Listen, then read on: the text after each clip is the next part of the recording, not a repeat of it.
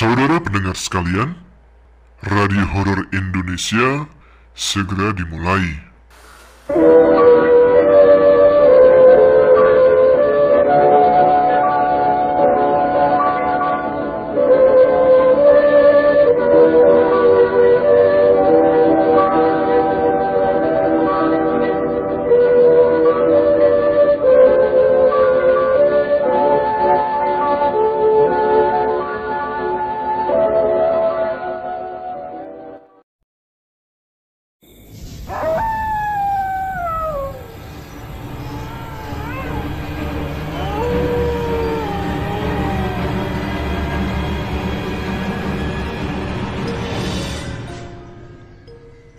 Assalamualaikum warahmatullahi wabarakatuh.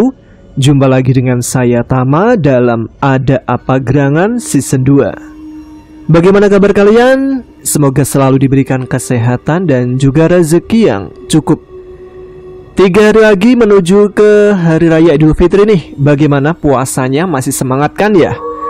Seperti biasa kali ini ada segmen Radio Horor Indonesia yang hadir setiap malam Jumat, di mana pada segmen kali ini saya akan membacakan beberapa cerita-cerita mistis untuk teman-teman Ada Apa Gerangan. Cerita-cerita yang kami dapatkan dari berbagai sumber, termasuk kiriman dari teman-teman yang punya pengalaman sendiri.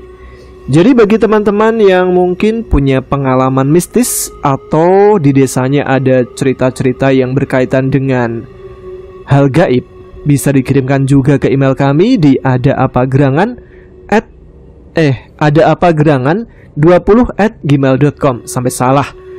Ya sudah, kita langsung saja menuju ke cerita yang pertama ya. Ada cerita apa nih? Sebuah cerita tentang sosok kekasih yang sudah meninggal, tapi arwahnya masih mengikuti kekasihnya untuk beberapa waktu. Yang katanya ada sebuah penyebab yang menyebabkan sosok dari kekasihnya itu menghantuinya dalam wujud pocong. Nah, seperti apa cerita lengkapnya? Langsung saja kita simak. Teman-teman Ada Apa Gerangan, ceritanya mulai dari sini.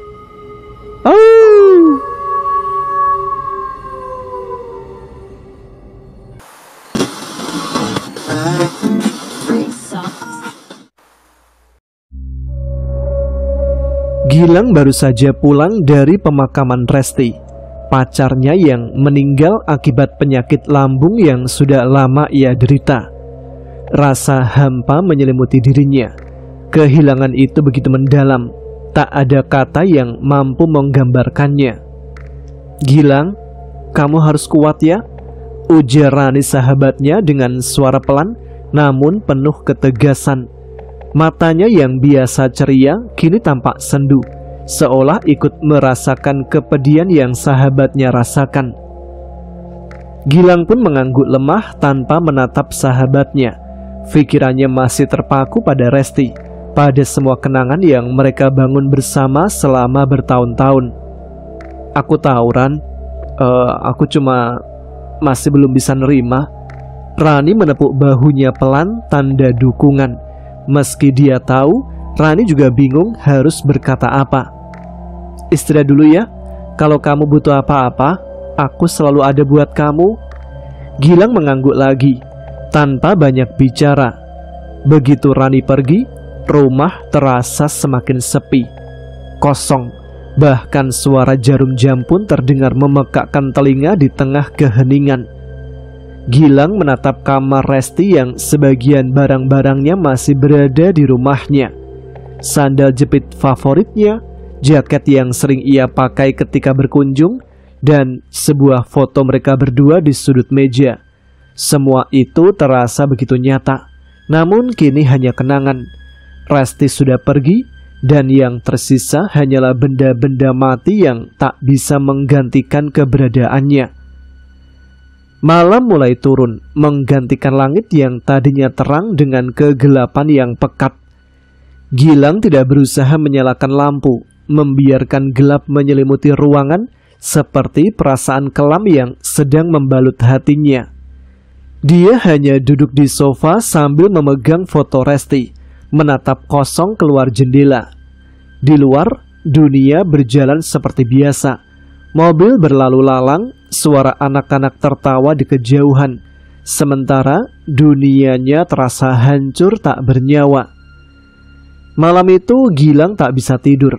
Berkali-kali mencoba memejamkan mata, tapi bayangan wajah Resti terus menghantui pikirannya. Dia teringat pada tatapan terakhirnya ketika ia terbaring lemah di rumah sakit. "Aku nggak apa-apa, Gilang," katanya dengan senyum lemah. Meskipun Gilang tahu ia sedang menahan sakit, itu adalah kebohongan terakhir Resti, dan Gilang merasa bodoh karena mempercayainya. Akhirnya sekitar pukul 2 pagi, Gilang menyerah dan bangun dari tempat tidur. Kamar itu terlalu penuh dengan kenangan tentang Resti. Setiap sudutnya mengingatkannya kepada Resti. Gilang berjalan ke dapur untuk mengambil segelas air, berharap bisa menenangkan pikiran. Namun, saat melewati ruang tamu, dia merasakan ada sesuatu yang aneh. Udara di ruangan itu terasa lebih dingin, hampir membeku. Lampu yang tadinya dia nyalakan di sudut ruangan, kini berkedip-kedip, seolah-olah ada gangguan listrik. Dan di sana, di pojok ruangan, Gilang melihatnya. Seperti sebuah ilusi yang memudar dalam bayangan. Berdiri sesosok pocong. Matanya terpaku, mencoba memahami apa yang ia lihat. Kain kafan itu putih lusuh dengan simpul di atas kepalanya. Persis seperti pocong yang sering didengar dalam cerita-cerita horor. Namun yang membuat dada Gilang semakin sesak bukanlah keberadaannya yang menyeramkan, melainkan wajahnya. Wajah yang sangat ia kenal. "Resti?" Suaranya hampir tak terdengar, tercekik oleh rasa takut dan tidak percaya. Wajah itu, meski pucat, adalah wajah Resti. Matanya tertutup kapas, hidungnya pun demikian. Namun kulitnya terlihat dingin, beku. Pocong itu tidak bergerak, hanya berdiri di sana, menatap Gilang dengan ketiadaan yang mengerikan. Gilang mundur beberapa langkah, jantungnya berdegup kencang, nafasnya tertahan di tenggorokan. "Ini tidak mungkin. Resti sudah meninggal," gumam Gilang sendiri. Namun saat ini di depannya sosoknya berdiri, terbungkus kain kafan dan tidak berkata apa-apa. Ketika Gilang berkedip, sosok pocong itu menghilang. Bayangan itu lenyap begitu saja, meninggalkan ruang tamu yang sunyi. Keringat dingin membasahi dahinya. Tangan Gilang gemetar. Dia pun memutuskan untuk kembali ke kamar, berusaha meyakinkan diri bahwa ini hanya ilusi saja. Namun kejadian itu bukanlah yang terakhir. Keesokan malamnya, ketika dia baru saja pulang kerja, sosok Resti muncul lagi. Kali ini di dekat dapur, di tempat yang sama di mana Gilang pernah melihatnya sebelumnya. Pocong itu hanya berdiri, diam tanpa suara. Dengan wajah Resti yang sama, pocong itu tak pernah bicara, tidak pernah bergerak, hanya hadir di sana, seakan ingin memastikan bahwa Gilang tahu dia selalu ada. Hari demi hari, penampakan itu semakin sering. Setiap kali Gilang ada di rumah, sosok pocong itu muncul. Kadang di ruang tamu, kadang di kamarnya, bahkan sekali di kamar mandi ketika Gilang sedang mencuci muka. Wajah Resti selalu tampak tenang, meski tubuhnya terbungkus kain kafan yang terkesan membusuk. Gilang tidak berani mendekatinya, dan setiap kali dia mencoba menatapnya lebih lama, tubuhnya gemetar hebat. Gilang pun sudah tidak tahan lagi. Berhari-hari dia tak bisa tidur, tidak bisa makan dengan benar, dan setiap detik di rumahnya terasa seperti terperangkap dalam mimpi buruk yang tak berujung. Dia tahu Resti sudah meninggal, tapi kenapa dia jadi hantu? Apa yang sebenarnya Resti inginkan? Suatu malam Gilang memutuskan untuk bicara dengan sosok pocong itu. Mungkin dia membutuhkan sesuatu darinya. Mungkin ada pesan yang belum sempat disampaikan. Gilang pun duduk di ruang tamu menunggu sosok pocong itu muncul. Meskipun hatinya berdebar keras setiap kali membayangkan pertemuan itu. Udara terasa semakin dingin dan dia tahu sosok Resti akan segera datang. Benar saja, tidak lama kemudian pocong dengan wajah Resti itu muncul di sudut ruangan. Wajahnya tetap tenang, matanya tertutup rapat seperti biasa. Gilang menggenggam erat lengan kursi, mencoba menenangkan diri. "Resti," bisik Gilang dengan suara yang bergetar. "Kenapa kamu datang ke sini, Res? Apa yang kamu inginkan?" Tidak ada jawaban. Pocong itu tetap diam, hanya berdiri di sana seperti sebelumnya. Kain kafannya kali ini tampak lebih kotor, lebih kusam, seperti sudah lama berada di dalam tanah. Jantung Gilang berdegup kencang, tapi dia memaksakan diri untuk melanjutkan. "Kalau kamu butuh sesuatu, kalau ada yang belum selesai, tolong kasih tahu." Lanjutnya dengan mata tetap terpaku ke arah sosok pocong itu. Aku nggak tahan lagi seperti ini. Tolong katakan sesuatu supaya kamu pergi." Tapi tetap tak ada jawaban. Pocong itu hanya menatap Gilang. Wajahnya kosong tanpa ekspresi. Rasa takut mulai berubah menjadi frustasi. Gilang ingin menolongnya, tapi dia tidak memberi jawaban ataupun petunjuk apa-apa. Tiba-tiba, sebuah pikiran melintas di kepalanya. Bagaimana kalau ternyata Resti tidak ingin aku melupakannya? Bagaimana kalau dia kembali untuk memastikan aku selalu mengingatnya? Tapi itu tidak masuk akal. Resti bukan tipe orang yang akan melakukan hal seperti ini, bahkan setelah kematiannya. Dengan perlahan, Gilang berdiri dari kursinya mendekati pocong itu. Jantungnya berdegup semakin kencang, tubuhnya gemetar hebat. Namun, Gilang harus melakukannya. "Resti, kalau kamu ada di sini karena aku, tolong tunjukkan tanda apa yang harus aku lakukan." Namun, sebelum Gilang bisa mendekatinya lebih jauh, tiba-tiba lampu di ruang tamu berkedip keras, dan pocong itu menghilang seketika. Gilang terhuyung ke belakang hampir terjatuh, keringat dingin membasahi seluruh tubuhnya. Dia terdiam di tengah ruangan yang sekarang terasa kosong dan sunyi. Gilang duduk kembali di kursi, terengah-engah. Apa ini benar-benar terjadi? Apa Resti benar-benar di sini? Atau semua ini hanya ilusi yang dibuat pikiranku yang terguncang? Namun, setiap kali aku mengingat wajahnya, aku tahu ini bukan hanya ilusi. Resti di sini dalam bentuk yang tidak seharusnya. Aku tidak tahu gimana menghadapinya. Keesokan harinya, Gilang tak bisa lagi menahan diri. Dia menelpon Rani, meminta Rani untuk datang ke rumah. Gilang butuh bicara dengan seseorang. Seseorang yang mungkin bisa membantunya memahami apa yang terjadi. Ketika Rani tiba, dia langsung tahu ada yang tidak beres. "Kamu kelihatan kacau, Lang. Apa yang terjadi?" tanya Rani dengan nada khawatir. Gilang menghela nafas panjang berusaha mencari cara untuk menjelaskan. Aku terus melihat Resti, Ran, setiap malam, tapi bukan Resti yang biasa. Dia muncul dalam sosok pocong." Rani terdiam, matanya membesar. "Pocong? Maksudnya dia menghantuimu?" Gilang mengangguk pelan. Dia tidak pernah bicara, tidak pernah bergerak, tapi selalu ada di sana, mengikutiku kemanapun aku pergi di dalam rumah ini. Aku nggak tahu kenapa, Ran. Rani tampak cemas, tapi dia mencoba untuk tetap tenang. "Kamu yakin ini bukan karena kamu yang masih sangat sedih? Kadang rasa kehilangan yang dalam bisa membuat kita melihat hal-hal yang sebenarnya nggak ada."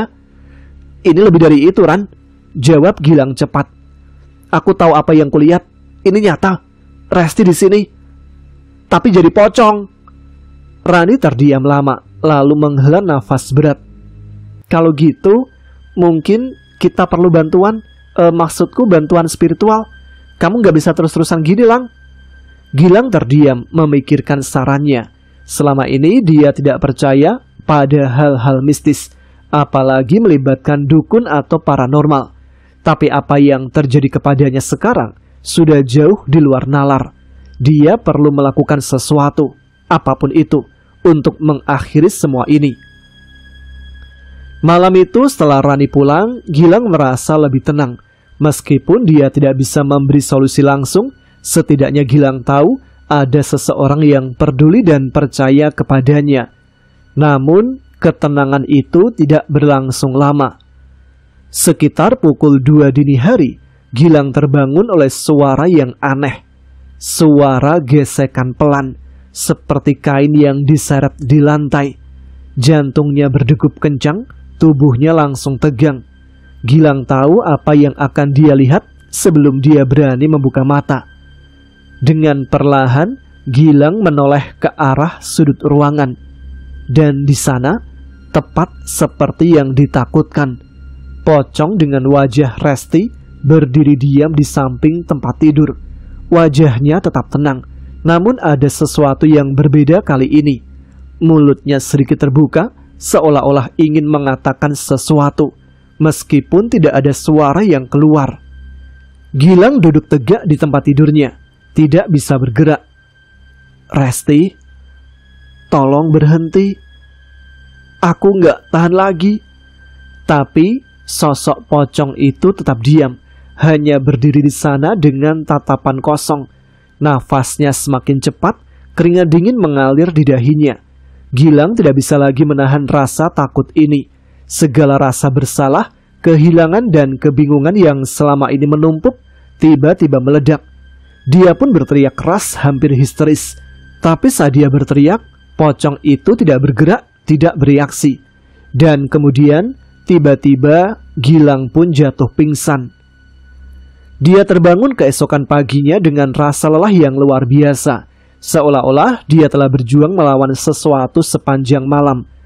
Tidak lama kemudian, handphonenya berdering, tertera nama Rani di sana. Segera Gilang mengangkat telepon tersebut. Halo Lang, Assalamualaikum. Waalaikumsalam Ran. Ada apa? Begini Lang, ini tentang Resti.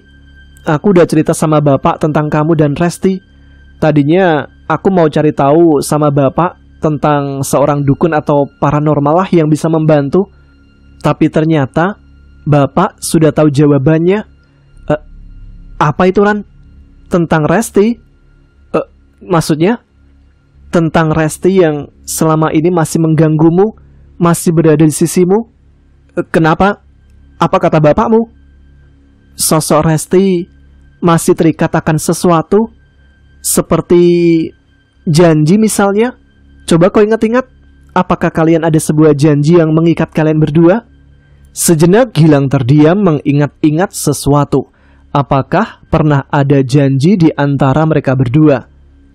Aku ingat Ran, ini sedikit konyol sih, tapi aku nggak tahu apakah emang gara-gara kata-kata ini. Apa itu Lang?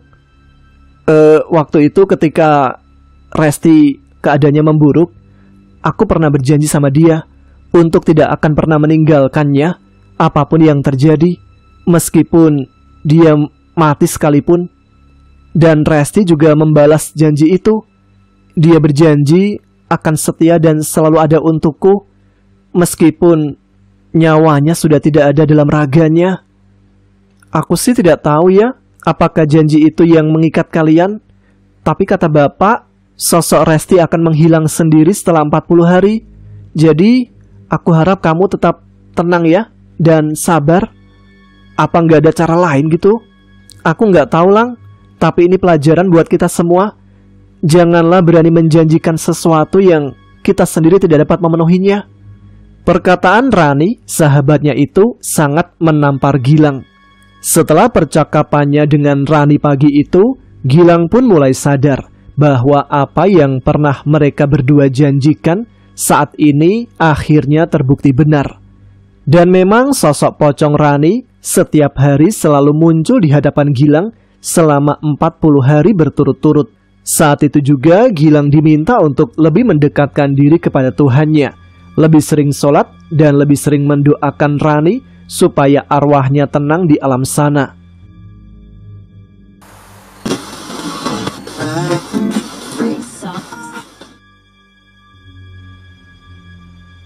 Sukma dan Yanto adalah sepasang suami istri yang bekerja sebagai peneliti lingkungan. Mereka mendapat tugas untuk mengamati flora dan fauna di hutan Kalimantan selama sebulan. Mereka berangkat dengan pesawat kecil dari Jakarta dan mendarat di sebuah bandara kecil di dekat hutan. Di sana mereka disambut oleh seorang pemandu lokal, sebut saja namanya Budi, yang akan membawa mereka ke lokasi penelitian. Pak Budi mengemudikan mobil jeep melintasi jalan berlubang dan berbatu menuju hutan. Di sepanjang perjalanan, ia bercerita tentang keindahan dan kekayaan alam hutan Kalimantan, serta bahaya dan misteri yang mengintainya. Ia mengingatkan Sukma dan Yanto untuk selalu berhati-hati dan menghormati adat serta budaya setempat, terutama yang berkaitan dengan hal-hal gaib. Di hutan ini, banyak sekali makhluk halus yang tidak bisa kita lihat dengan mata biasa. Ada yang baik, ada yang jahat, ada yang suka membantu manusia, ada yang suka mengganggu, atau bahkan membunuh. Mereka biasanya tinggal di tempat-tempat tertentu, seperti pohon besar, sungai, goa, atau kuburan. Jadi kalau Anda menemukan tempat seperti itu, jangan sembarangan masuk untuk mengganggunya. Hormati mereka dengan memberi sesaji atau doa, atau lebih baik lagi, hindari saja, kata Pak Budi. Sukma dan Yanto mendengarkan dengan penuh perhatian. Mereka tidak percaya sepenuhnya dengan cerita Pak Budi, tetapi mereka juga tidak mau mengejek atau meremehkannya. Mereka menganggap cerita itu sebagai bagian dari kearifan lokal yang harus dihargai. Mereka juga tidak ingin menimbulkan masalah dengan penduduk setempat yang mungkin sangat taat dengan kepercayaan mereka. Setelah sekitar 2 jam berkendara, mereka sampai di sebuah perkampungan kecil di pinggir hutan. Di sana mereka disambut oleh kepala desa dan beberapa warga. Mereka diberi sambutan yang hangat dan ramah. Mereka juga diberi tempat tinggal di sebuah rumah panggung sederhana yang akan menjadi basis mereka selama penelitian. Keesokan harinya, Sukma dan juga Yanto mulai menjalankan tugas mereka. Mereka dibagi menjadi 2 tim, masing-masing dengan 1 orang pemandu dari desa.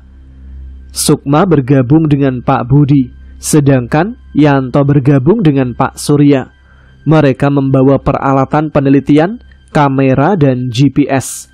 Mereka juga membawa bekal makanan dan minuman, serta obat-obatan dan perlengkapan darurat. Mereka berjalan menyusuri jalur-jalur di dalam hutan, mengamati dan mendokumentasikan berbagai jenis tumbuhan dan hewan yang mereka temui. Mereka juga mengambil sampel tanah, air, dan udara untuk dianalisis. Mereka sangat terpesona dengan keanekaragaman dan keunikan hutan Kalimantan. Mereka melihat berbagai macam bunga, pohon, buah, jamur, serangga, burung, kera, ular, kadal, dan binatang lainnya. Mereka juga mendengar berbagai macam suara, dari kicauan, kokokan, krikan, hingga raungan.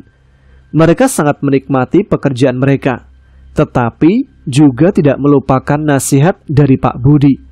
Mereka selalu berhati-hati dan menghormati lingkungan sekitar, tidak merusak atau mengambil apapun yang tidak perlu. Mereka juga tidak menyentuh atau mendekati apapun yang tampak mencurigakan, selalu berkomunikasi dengan pembantu dan mengikuti arahan mereka. Hari demi hari berlalu, dan mereka semakin banyak menemukan hal-hal menarik dan penting. Mereka juga semakin akrab dengan pemandu dan penduduk desa, sering berbagi cerita dan pengalaman, serta bertukar ilmu dan pengetahuan. Mereka merasa senang dan puas dengan hasil penelitian mereka. Pada hari ke-25, Sukma dan Yanto sedang berada di lokasi penelitian yang berbeda, sekitar 10 km dari desa. Mereka berencana untuk bertemu di sebuah titik di tengah jalan sebelum kembali ke desa. Namun, Yanto tidak pernah sampai di titik temu itu. Sukma menunggu Yanto selama 1 jam, tetapi tidak ada tanda-tanda kehadirannya. Ia mencoba menghubungi Yanto melalui walkie-talkie, tetapi tidak ada jawaban. Ia juga mencoba menghubungi Pak Surya, hasilnya tetap sama. Ia mulai khawatir dan panik, meminta Pak Budi untuk mencari Yanto dan juga Pak Surya. Sementara, ia tetap berada di titik temu. Pak Budi setuju dan berangkat dengan cepat. Ia mengikuti jejak Yanto dan Pak Surya melalui GPS. Ia berharap mereka hanya tersesat atau mengalami kendala teknis. Ia tidak mau berpikir hal-hal buruk yang mungkin terjadi pada mereka. Setelah sekitar setengah jam berjalan, Pak Budi menemukan sesuatu yang membuatnya terkejut dan ngeri. Ia menemukan mayat Pak Surya di pinggir sebuah sungai. Tubuh Pak Surya sudah membengkak dan busuk. Ia tampak mengalami luka-luka yang parah. Ada bekas gigitan, cakaran, dan sayatan di seluruh tubuhnya. Ada juga bekas tusukan di dadanya. Darah dan nanah mengalir dari lukanya. Bau busuk menyengat di hidung Pak Budi. Pak Budi pun muntah di tempat. Ia tidak tahan melihat pemandangan yang mengerikan itu. Ia merasa sedih dan marah. Tidak tahu siapa atau apa yang telah membunuh Pak Surya dengan cara yang kejam. Ia mencoba mencari tahu apa yang terjadi, tetapi tidak menemukan petunjuk apapun. Ia tidak menemukan jejak Yanto atau apapun yang bisa menjadi pelaku pembunuhan. Pak Budi bingung dan ketakutan, tidak tahu apa yang harus dilakukan. Ia ingin kembali ke titik temu dan memberitahu Sukma, tetapi ia juga tidak ingin meninggalkan mayat Pak Surya begitu saja. Ia khawatir ada sesuatu yang mengintai di sekitarnya. Ia merasa tidak aman di tempat tersebut. Pak Budi memutuskan untuk mengambil kamera Pak Surya yang masih tergantung di lehernya. Ia berpikir mungkin ada gambar atau video yang memberi petunjuk. Pak Budi menyalakan kamera dan melihat isi memorinya. Ia terkejut melihat apa yang dilihatnya. Di kamera itu ada beberapa foto dan video yang menunjukkan hal-hal yang aneh dan mengerikan. Ada foto-foto pohon yang bergerak-gerak, sungai yang berubah warna, tanah yang retak-retak, dan langit yang gelap. Ada juga foto-foto makhluk-makhluk yang tidak bisa dijelaskan. Ada yang berbentuk manusia tetapi berkulit hitam, berambut panjang, bermata merah, dan bertaring. Ada yang berbentuk binatang tetapi berukuran raksasa, berbulu tebal, berparuh tajam, dan bersayap. Ada yang berbentuk campuran antara manusia dan binatang, atau antara binatang dan binatang. Semua makhluk itu tampak menyeramkan. Mereka mengejar, menyerang, dan memangsa manusia serta binatang yang ada di hutan. Mereka juga menghancurkan segala sesuatu yang ada di depan mereka, seolah-olah tidak kenal takut atau kasihan. Di antara foto-foto itu, ada satu foto yang paling mengejutkan Pak Budi. Foto itu menunjukkan Yanto yang sedang berlari ketakutan dari sesosok makhluk yang berbentuk seperti harimau, tetapi berukuran 3 kali lipat, warnanya putih dan bermata biru. Makhluk itu tampak sangat lapar dan marah. Ia mengaum dengan keras dan melompat ke arah Yanto. Foto itu diambil tepat sebelum makhluk itu mencapai Yanto. Pak Budi merasa nafasnya tercekat. Ia tak bisa percaya dengan apa yang ia lihat.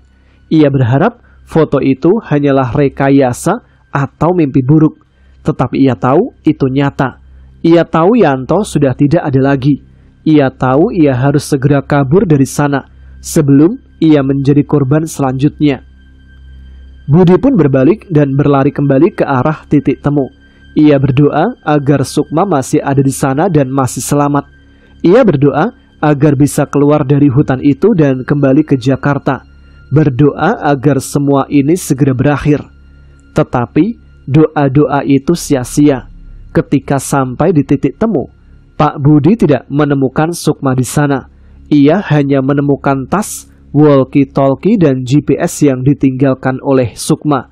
Ia mencoba memanggil Sukma dengan walkie-talkie, tetapi tidak ada jawaban. Ia mencoba melacak posisinya dengan GPS, tetapi tidak ada sinyal. Ia tidak tahu apa yang harus dilakukan. Pak Budi tidak tahu kemana harus pergi. Ia merasa sendirian di dalam hutan tersebut. Pak Budi mencoba menenangkan diri dan berpikir dengan logis. Dia berpikir mungkin ada sesuatu yang mengganggu alat-alat komunikasi dan navigasi. Ia berpikir mungkin Sukma sudah kembali ke desa dan menunggunya di sana. Mungkin ia bisa menemukan jalan kembali ke desa jika mengikuti jalur yang sudah ada. Pak Budi pun memutuskan untuk mencoba peruntungan itu, mengambil tas, walkie-talkie dan GPS milik Sukma. Ia mulai berjalan menuju desa dengan hati-hati dan waspada, berharap tidak ada makhluk halus yang menghadang jalannya, berharap tidak ada bahaya yang mengancam nyawanya. Tetapi harapan-harapan itu juga sia-sia. Ketika ia berjalan sekitar 1 kilometer dari titik temu, ia mendengar suara yang sangat familiar, suara yang membuatnya merinding dan gemetar, membuatnya ingin berteriak dan menangis, suara yang membuatnya ingin mati. Suara itu adalah suara Yanto. Sukma, Sukma, tolong aku. Suara itu datang dari arah kanan Pak Budi. Ia menoleh dan melihat sesuatu yang membuatnya terpaku. Ia melihat Yanto yang sedang tergantung di sebuah pohon besar. Tubuhnya sudah tidak utuh lagi. Ada bagian-bagian tubuh yang hilang atau tercabik. Ada darah dan daging yang menetes dari tubuhnya. Ada lalat dan belatung yang berkerumun di tubuhnya. Ada ekspresi ngeri dan kesakitan di wajahnya. Tetapi yang paling mengerikan adalah Yanto masih hidup. Dia masih bisa berbicara, meskipun dengan suara yang lemah dan serak. Yanto masih bisa melihat, meskipun dengan mata yang sayu. Yanto melihat Pak Budi dan memanggilnya dengan suara yang memelas. Pak Budi, Pak Budi, tolong lepaskan saya dari sini. Selamatkan saya, Pak Budi. Pak Budi tidak bisa berkata apa-apa. Ia tak bisa bergerak. Ia hanya bisa menatap Yanto dengan tak percaya dan tak berdaya. Ketika Pak Budi berusaha untuk mencoba menolong Yanto, tiba-tiba terdengar suara gemuruh dari dalam hutan yang lebih dalam. Suara itu menggema, suara yang belum pernah didengar oleh Pak Budi sebelumnya. Tanpa menghiraukan keadaan Yanto, Pak Budi pun segera berlari dan kabur dari tempat tersebut. Ia berlari mengikuti jalur yang sebelumnya telah dibuat, tanpa melihat ke belakang untuk mengetahui ada apa sebenarnya yang terjadi di belakang sana. Apa yang terjadi kepada Yanto setelah ini, ia tak ingin tahu. Yang ada di pikirannya saat ini, Pak Budi ingin selamat dari dalam hutan tersebut. Setelah berlari sejauh kurang lebih 2 km dari tempat di mana dia melihat Yanto tadi, Pak Budi yang kelelahan akhirnya ambruk tak berdaya di bawah sebuah pohon. Sebelum ia tidak sadarkan diri, samar-samar ia melihat sesosok makhluk yang menyerupai manusia, tapi dengan bentuk yang berbeda. Tubuhnya lebih kecil dari manusia pada umumnya. Wajahnya tidak bisa dikatakan wajar. Tapi ia tak bisa menatapnya lama, karena setelah itu ia pingsan tidak sadarkan diri. Ketika Pak Budi membuka matanya, ia sudah berada di dalam sebuah ruangan. Ada seseorang yang terlihat merawatnya. Dari orang tersebut, Pak Budi mengetahui ia saat ini berada di sebuah perkampungan terakhir yang paling dekat dengan hutan tersebut. Saat kondisinya sudah membaik, Pak Budi pun menceritakan apa yang telah dilaluinya, apa yang terjadi dengan teman-teman seperjuangannya kepada para warga yang ada di sana. Tetua adat tidak dapat menjawab tentang apa yang telah dilalui oleh Pak Budi dan juga rekan-rekannya. Dia hanya bisa menjelaskan bahwa di dalam hutan Kalimantan terdapat entitas yang masih sulit untuk dijelaskan. Terdapat misteri yang sampai kapanpun tidak dapat diungkapkan. Mungkin saja Pak Budi dan teman-temannya melanggar sesuatu yang tidak ia ketahui. Atau mungkin saja mereka hanya sial karena telah memasuki area yang belum pernah dijamah oleh manusia sebelumnya. Pengalamannya itu pernah ia tulis dan coba dikirimkan ke sebuah majalah khusus cerita mistis. Namun entah karena terlalu menyeramkan atau ada sesuatu yang menjadi pertimbangan, sehingga ceritanya tak pernah dimuat di dalam majalah tersebut. Namun satu hal yang pasti, ia mendapatkan banyak pelajaran dari apa yang dilaluinya, bahwa hutan Kalimantan masih menyimpan banyak sekali misteri, baik itu dari segi flora dan fauna maupun dari segi kemistisannya.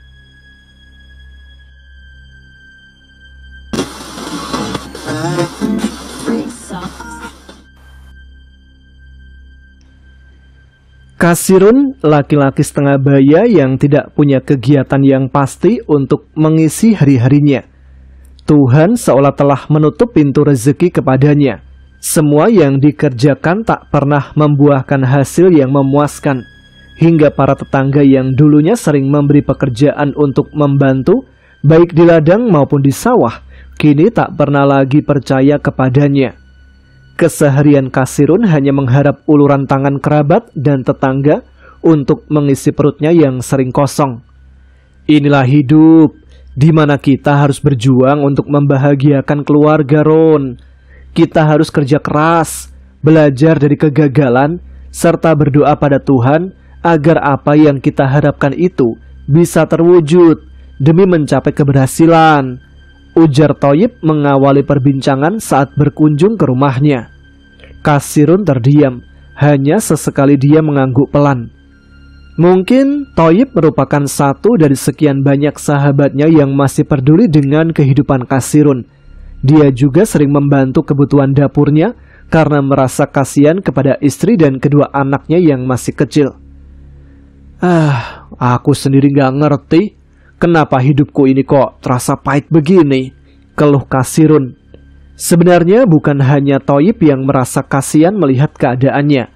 Para tetangga juga sering memperhatikan keluarga kecil ini. Tetapi apa daya, keadaan lingkungan sekitar tak jauh lebih baik dari kehidupan Kasirun. Hanya saja mereka sedikit lebih beruntung karena punya sebidang tanah atau sepetak sawah garapan. Ini cobaan, Ron. Bersabar dan berusaha terus. Aku yakin Tuhan akan memberimu jalan keluar, bukan hanya sekedar janji atau harapan kosong. Sepanjang kamu tetap berdoa dan berikhtiar, ingat sahabatnya. Waktu terus berlalu, mengiringi penderitaan Kasirun yang kian memprihatinkan. Malam itu ada sedikit keraguan di hatinya. Kasirun mondar-mandir di halaman rumah Thoyib. Langkahnya pelan, bibirnya keluh untuk menyampaikan sesuatu. Tapi hati kecilnya terus mendesak untuk bercerita pada Thoyib, karena hanya dialah satu-satunya teman yang diyakini bisa menerima keluhannya. Mas, aku udah bosan miskin. Aku ingin seperti yang lain, hidup bahagia, bisa berbuat apa saja dengan harta yang melimpah. Aku ingin sepatnya bisa kaya, Mas. Cerita Thoyib menirukan sahabatnya yang sedang kalap saat itu kepada penulis. Apa maksudmu, Ron? Tanya Thoyib. Aku mendengar cerita dari teman. Kalau di tengah alas Purwo, ujung timur Pulau Jawa, ada sebuah sendang keramat yang bisa dimintai berkah. Nah, siapa tahu yang bau rekso di sana kasihan dan merasa iba kepadaku. Jadi dia mau menolong kesusahanku, ucap Kasirun lirih. Dia sengaja menurunkan nada suaranya karena takut ada yang mendengar. Kamu gak usah neko-neko, Ron. Bukan hanya dosa besar, tapi juga musyrik, sehingga udah pasti akan dilaknat Allah. Saranku, jauhkan dari pemikiran itu, dan jangan sekali-sekali kamu mencobanya. Aku dan istriku selalu ikhlas membantumu walau sekedarnya, Ron. Enggak, Mas. Rasanya aku udah capek dengan ejekan dan omongan yang mengenai rumah tanggaku. Aku kasihan sama istri dan anak-anakku yang harus menebalkan telinga terus-menerus. Tampaknya tekad Kasirun telah bulat. Iblis telah merasuki jiwanya. Lalu dia keluar dari rumah Thoyib dengan wajah yang keras, menunjukkan keteguhan hatinya untuk mencoba mencari peruntungan melalui cara gaib itu. Tak banyak yang bisa dilakukan Thayyib untuk menggagalkan niat sahabatnya. Dia hanya bisa menggelengkan kepala dari balik kaca jendela. Ya Tuhan, satu lagi hambamu yang sesat menjadi korban rayuan iblis, batin Thayyib. Beberapa hari kemudian, Kasirun tidak nampak di rumah. Beberapa tetangga yang kebetulan hendak membutuhkan jasa menanyakan pada Marni, istrinya. Namun istrinya mengaku tidak tahu kemana suaminya pergi. Dia hanya bisa menjawab kalau suaminya sedang ada keperluan di rumah saudaranya. Kasirun memang merahasiakan niatnya untuk pergi ke Alas Purwo sehingga istrinya tidak mengetahui rencana suaminya yang akan melakukan ritual pesugihan. Hanya Thayyib yang tahu. Namun ia enggan memberitahukan kepada istri dan juga para tetangga karena takut informasinya meleset, sehingga justru akan menjadi fitnah yang bisa memperburuk keadaan. Untung tak dapat diraih, naas tak bisa ditolak. Di saat Kasirun tidak ada di rumah, malam itu Marni teriak histeris. Seketika suasana gaduh. Rumah kecil yang berdinding bambu itu dikerumuni warga. Para tetangga yang mendengar spontan berlari ingin mengetahui apa yang terjadi dengannya. Betapa terkejutnya mereka ketika dilihatnya Marni sedang memeluk erat tubuh Firman, anak sulungnya yang telah bersimbah darah. Anak kecil yang malang itu mengeluarkan darah dari semua rongga tubuhnya. Mata, hidung, telinga, bahkan dari mulut tak henti-hentinya memuntahkan darah segar. Tidak ada yang bisa berbuat apa-apa menyaksikan kondisi Firman. Akibatnya, malam itu juga nyawa Firman lepas dari badannya. Suasana berkabung menyelimuti keluarga yang tengah ditinggal kepalanya. Beberapa laki-laki tanpa diminta menunggu jenazah, sementara ibu-ibu menghibur keluarga yang sedang berduka. Saat pagi menjelang, sesosok laki-laki tinggi kurus dengan menenteng koper di tangan kanannya, berdiri tegak mematung tepat di depan pintu rumah. Kasirun. Dia tampak kusut seperti telah bepergian jauh. Kamu yang sabar, Ron. Ini udah jadi suratan takdir. Firman, anak sulungmu semalam telah dipanggil Yang Kuasa. Dia kena penyakit aneh, ujar Thayyib ketika menyambut kedatangan temannya. Tidak ada jawaban yang keluar dari mulut laki-laki itu. Bibirnya kaku, hanya butiran air yang nampak meleleh dari sudut matanya yang cekung. Lalu dia menjatuhkan diri di lantai yang masih beralas tanah. Ini salahku, Mas. Ini dosaku. Aku nggak nyangka kalau ini nyata dan akan seperti ini kejadiannya, kata Kasirun tiba-tiba. Beberapa orang yang sedang melayat berusaha mendekatinya. Di samping untuk menenangkan, sepertinya mereka juga ingin tahu apa yang terjadi. Tetapi Thayyib dengan cepat menuntun dan mengajak Kasirun masuk ke dalam kamar. Thayyib punya firasat ada sesuatu yang tidak beres dengan Kasirun. Tiba-tiba terngiang kembali ucapan Kasirun yang ingin menjalani ritual pesugihan di Alas Purwo. Mungkinkah Kasirun telah melakukan sesuatu seperti yang pernah diutarakan beberapa waktu lalu? Kamu jujur aja padaku, Ron. Kamu ini dari mana sebenarnya? Dan kenapa dengan anakmu? Desak Thayyib setelah berada di dalam kamar dan dilihatnya tidak ada orang lain. Dengan sedikit tersendat, Kasirun menceritakan kepergiannya selama 3 hari hingga sampai di tempat yang diyakininya bisa menyelesaikan keadaan ekonominya. Aku pergi ke tempat itu, Mas. Tempat yang kemarin aku ceritakan padamu, ujar Kasirun setengah berbisik dan membuat spontan Thayyib tersentak. Subhanallah. Aku benar-benar gak tahan dengan kemiskinan ini, Mas. Niatku ingin membahagiakan keluarga, tapi malah justru anak sulungku yang diambilnya, gumamnya sembari terisak. Siapa yang ngambil, Ron? Apa kamu bertemu dengannya? Kejar Thayyib penasaran. Kasirun mengangguk pelan. Pada malam terakhir, tepatnya tadi malam, aku bertemu dengan Danyang penguasa di sana. Sosoknya menyeramkan, tubuhnya hitam dan berbulu lebat, matanya besar merah menyala, taringnya panjang dan runcing. Dia menegurku dengan suara parau. Lalu aku mengutarakan maksud kedatanganku. Cerita Kasirun masih dengan suara berbisik. Aku selalu terkucil dari kerabat dan tetangga karena aku miskin, Mbah. Karena itu aku datang ke sini dengan harapan Mbah bisa membantuku dengan berbagai cara, apapun konsekuensinya, kata Kasirun pada Thoyib saat menceritakan pertemuannya dengan Danyang penguasa Sendang Simpen. Sembari menggumam, sosok itu menatap tajam ke arah Kasirun. Jika itu yang kau kehendaki, aku akan menolongmu. Tapi ingat, jika suatu saat kau sudah kaya, jangan lupa kau harus menyambangi tempat ini setiap tahun dengan membawa ayam yang masih mulus. Kalau lupa, harta yang telah aku berikan akan aku tarik kembali. Terang si Danyang dengan suara serak. Kasirun masih duduk terpekur. Dia belum mengerti dengan ucapan sosok yang menakutkan itu. Ia tidak paham jika yang dimaksudkan Danyang itu adalah anak kecil. Majulah ke sini, kata Danyang itu. Kali ini dengan suara yang cukup keras. Lihat, di dalam sendang ada anak itik yang tercebur. Apa kau ikhlas kalau itik ini aku santap untuk sarapanku tahun ini? Kasirun terdiam. Dia belum paham kata kiasan sosok tersebut. Kemudian Kasirun mengangguk pelan. Ia kemudian menjulurkan kepalanya untuk menengok ke dalam sendang. Ternyata benar, di dalam sendang nampak seekor anak ayam yang sedang meloncat-loncat meminta tolong untuk dikeluarkan. Namun Kasirun bingung dan beberapa kali mengusap matanya. Anak ayam itu berubah-ubah dengan wajah Firman anaknya. Di saat Kasirun masih kebingungan, makhluk menyeramkan yang menjadi penguasa sendang itu membentak keras. Kau tidak usah ragu. Kalau kau ragu, pulang dengan tangan kosong. Tapi kalau kau mengikhlaskan anak ayam itu, bawalah pulang uang kertas 1 koper ini untukmu.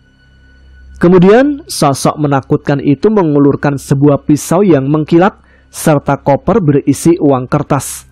Melihat ikatan uang kertas memenuhi koper tersebut, Kasirun gelap mata. Seketika itu dia menceburkan diri ke dalam sendang untuk menangkap anak ayam itu. Saat ayam itu hendak dipotongnya, ia berucap layaknya manusia yang sedang meratap. Pak, apa kamu tega memotongku, Pak? Aku Firman anakmu, ujar anak ayam dengan wajah Firman itu. Tangisnya lantas pecah sembari terus menatap wajah Kasirun yang nampak semakin garang. Segera lakukan niatmu, desak Danyang Sendang Simpen. Kebimbangan Kasirun sirna. Ia segera memotong dan mencabut bulu-bulu anak ayam itu. Darah bercucuran membasahi tangan Kasirun. Namun dia tak peduli lagi dengan semua yang terjadi. Yang ada dalam pikirannya hanyalah ikatan uang kertas yang memenuhi koper yang tadi dilihatnya. Setelah selesai memotong dan mencabuti bulunya, dia lantas menyerahkan anak ayam itu kepada Danyang Sendang. Sebagai balasannya, Danyang Sendang pun menyerahkan koper berisi uang kertas. Jangan lupa pesanku, kirim aku anak ayam setiap tahun, ujar Danyang Sendang ketika Kasirun pamit hendak pulang. Kasirun mengangguk dan bergegas meninggalkan Sendang Simpen di alas purwo itu. Ia ingin segera menunjukkan hartanya yang baru diperoleh pada istrinya. Tapi tak disangka, sesampainya di rumah, keadaannya tidak seperti yang dibayangkan. Marni terkapar pingsan melihat anak sulungnya mati mengenaskan tanpa sebab. Kini harapan Kasirun untuk membahagiakan keluarga, terutama anaknya, telah luluh. Ya Allah, Ron, kan sudah berulang kali aku katakan, jangan lakukan itu. Gak ada manfaatnya minta sesuatu pada setan. Karena kamu hanya akan menjadi budak yang dipermainkan. Uang yang kamu bawa hanya tipu muslihatnya, sesal Thoyib. Kasirun hanya terpuruk lemah. Wajahnya menyiratkan penyesalan yang mendalam. Apalagi setelah itu, kondisi Marni sangat mengenaskan. Mentalnya drop dan jiwanya terganggu. semua harapannya pupus. Uang 1 koper penuh hasil persekutuannya dengan iblis sedang simpen di tengah alas purwo, raib entah kemana, bersamaan dengan terguncangnya jiwa Kasirun. Kini setiap hari Kasirun hanya melamun. Sesekali ia tersenyum, namun tidak lama kemudian tangisannya pecah ketika membayangkan wajah Firman yang telah menjadi penghuni sedang simpen bersama para danyang di sana. Mungkin bukan hanya Kasirun yang mengalami nasib seperti ini. Hanya saja mereka lebih bisa mengemas diri dengan rapi, menutup aib dan mengabaikan nasib.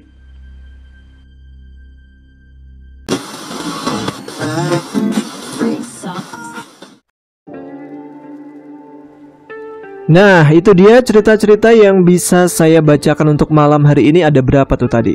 1, 2, 3, 4, 5. Banyak juga ya. Pokoknya bagi teman-teman yang punya pengalaman sekitar hal mistis atau hal gaib, bisa juga dikirimkan ke kami melalui email adaapagerangan20@gmail.com supaya nanti bisa saya bacakan di sini untuk sharing-sharing dan didengarkan oleh teman-teman yang lainnya. Jadi jangan pelit-pelit lah untuk membagikan cerita yang pernah dialaminya, supaya kita semua juga bisa merasakan bagaimana situasi saat mengalami pengalaman mistis itu. Yang mungkin masih ragu karena bingung nih nulisnya mulai dari mana, pokoknya ditulis saja dari awal gimana kejadiannya. Gak usah merasa aku bukan penulis, nanti tulisnya jelek. Pokoknya asal tulis aja. Pokoknya kita bantu untuk merapikan dan bisa dinikmati bersama-sama ya. Dan sebelum kita akhiri segmen Radio Horor Indonesia, seperti biasa saya akan membacakan beberapa nama yang sebelumnya sudah komentar di video Radio Horor Indonesia pada minggu lalu. Ada siapa aja nih? Kalau sebelumnya selalu dibuatkan lagu, minggu ini ada lagi ya. Ada dibuatkan lagu lagi nih. Langsung saja kita simak yuk, seperti apa lagunya.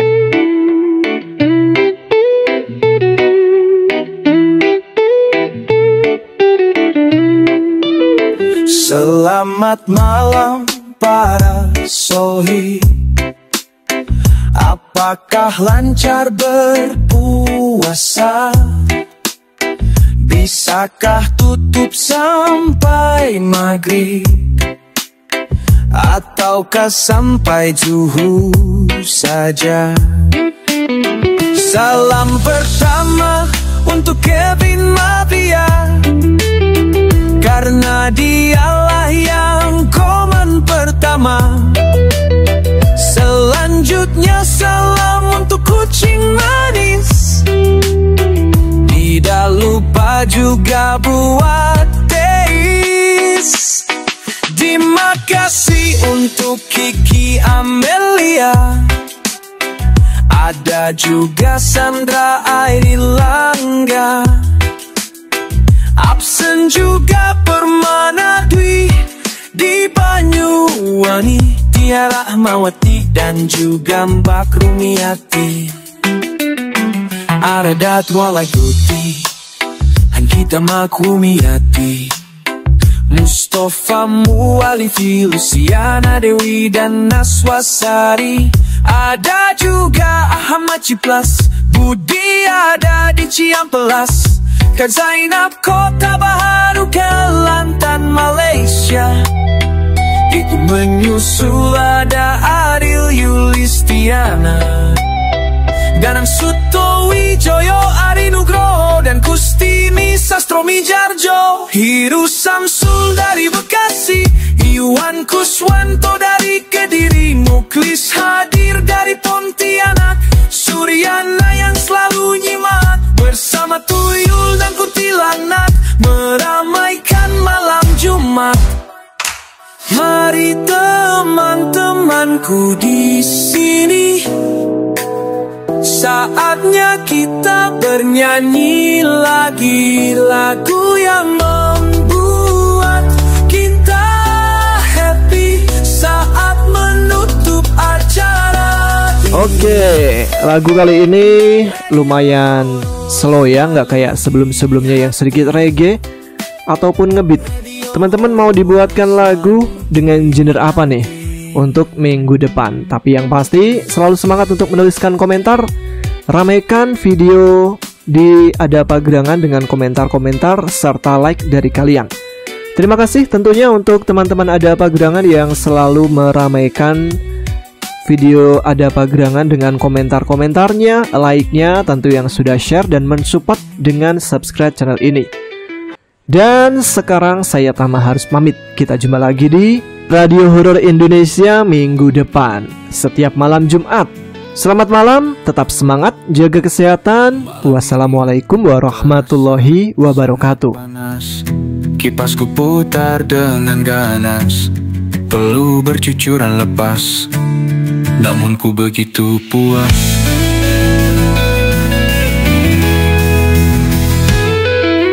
Kau memberiku kesempatan untuk merasakan indahnya isi rumah penat. Malam ini pasti berlalu, tapi tidak denganmu di mimpiku.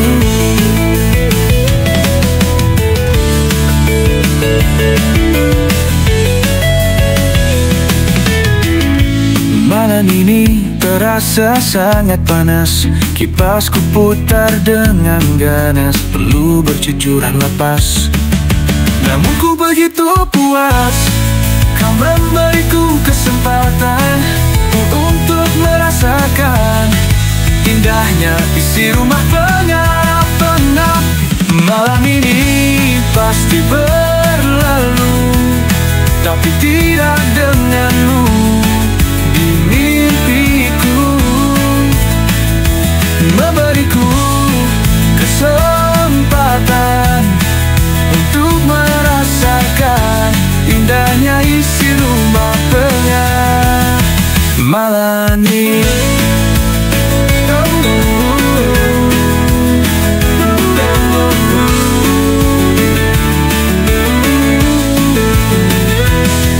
ini pasti berlalu, tapi tidak denganmu di mimpiku. Malah memberiku kesempatan untuk merasakan indahnya isi rumah penat. Malam ini pasti berlalu, tapi tidak denganmu di mimpiku. Di mimpiku.